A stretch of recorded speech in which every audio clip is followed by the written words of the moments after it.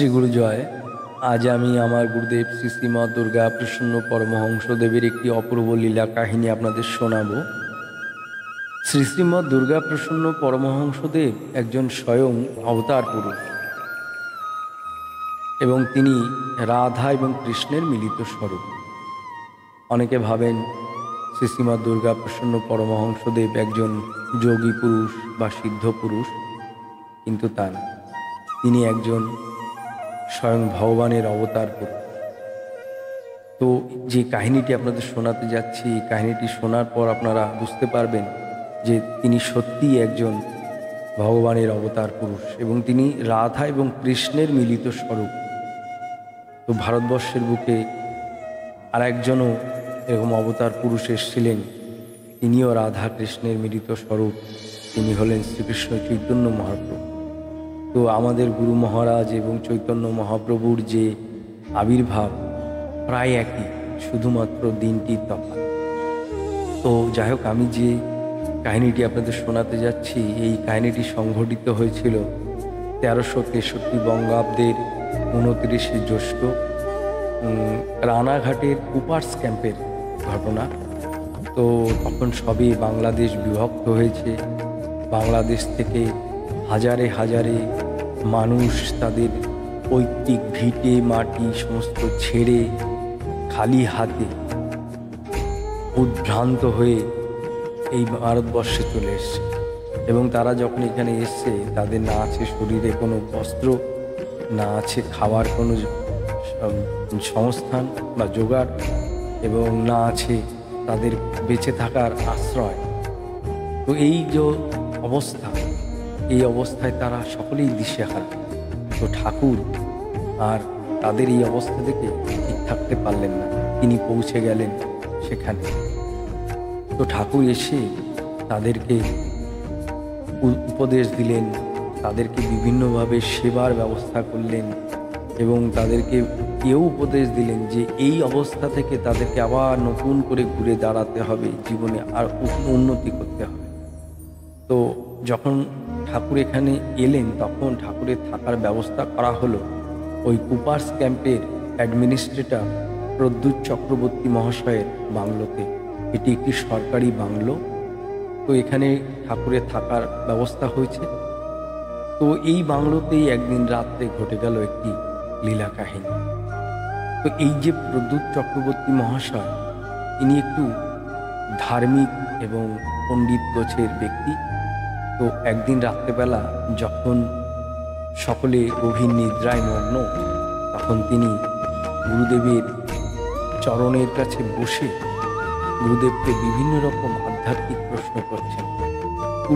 গুরুদেবের আসনে বসে তার উত্তর দিচ্ছেন। এই উত্তর দিতে দিতে, প্রশ্ন করতে করতে এই প্রদ্যুৎ চক্রবর্তী মহাশয় একটি প্রশ্ন ছুড়ে দিলেন গুরুদেবকে। তিনি বললেন যে মহাজনদের যে মুখে শোনা যায়, তিনি বললেন, আজও সেই নিত্যলীলা করে শ্যাম রায়, কোনো কোনো ভাগ্যবান দেখিবারে পায়। এই কথাটি কি সত্য, নাকি ভক্তদের হৃদয়ে আশা জাগান? তখন গুরুদেব কোনো উত্তর দিলেন না মুখে। তিনি ধীরে ধীরে বাম চরণটি তার দিকে এগিয়ে দিলেন। তো যখন গুরুদেব চরণটি এগিয়ে দিয়েছেন, প্রদ্যুৎ চক্রবর্তী গুরুদেবের চরণ দেখে চমকে গেলেন। তিনি দেখলেন গুরুদেবের চরণখানি আলতাতে রাঙানো এবং বালিকার এবং কোমল চরণ। এবং তারপর আবার গুরুদেব আস্তে আস্তে ডান চরণখানি তার দিকে এগিয়ে দিলেন। তখন দেখলেন তিনি যে রাঙা চরণে নূপুর পরানো ভগবান শ্রীকৃষ্ণের চরণ। তখন তিনি অবাক হলেন এবং তিনি ভাবতে থাকলেন যে একই অঙ্গে কী করে এই পুরুষ এবং প্রকৃতি, এ তো ভগবান ছাড়া আর কেউ দেখাতে পারবে না, এই শক্তি ভগবানেরই আছে একমাত্র। তখন তিনি কেঁদে লুটিয়ে পড়লেন শ্রী গুরুদেবের চরণে। তো এখানে দেখুন, গুরুদেব কিন্তু স্বয়ং ভগবান, তিনি রাধা এবং কৃষ্ণের মিলিত স্বরূপ। কিন্তু এটা আমরা অনেকেই জানি না, জানার চেষ্টাও করি না। আসলে গুরুদেব সম্পর্কে জানতে হলে একটু পড়াশুনো করতে হবে এবং জানতে হবে। এবং গুরুদেব তিনি স্বয়ং ভগবান, এবং এই ভগবানের কথা আমরা কতটুকু মান্য করে চলি। একজন শিষ্য গুরুর দীক্ষা নেওয়ার পর তার যে বাক্য, তার যে আদেশ উপদেশ কতটুকু মানেন। যদি প্রকৃত একজন শিষ্য গুরুর আদেশ উপদেশ মান্য করেন, তাহলে কিন্তু তিনিই হতে পারেন প্রকৃত একজন গুরুভক্ত শিষ্য, এবং তার এই জড় জগৎ থেকে উদ্ধার হতে কোনো কষ্ট হবে না, এবং তিনি এই জড় জগৎ থেকে উদ্ধার হয়ে ভগবত ধামে অবশ্যই যেতে পারবেন। কিন্তু আমরা কতজন গুরুবাক্য মেনে চলি বা গুরুর আদেশ নির্দেশ পালন করে চলি? গুরু গীতাতে একটি শ্লোকে আছে, গুরুরূপে ভগবান জীবে দেন দীক্ষা, অন্তর্যামী রূপে গুরু ভগবান পুনঃ দেন শিক্ষা। এটি গুরু গীতার একটি শ্লোক। এই শ্লোকে স্বয়ং দেবাদিদেব মহাদেব বলছেন, যিনি দীক্ষা দেন তিনিই ভগবান। তাহলে এই ভগবানকে আমরা কতটুকু মানি?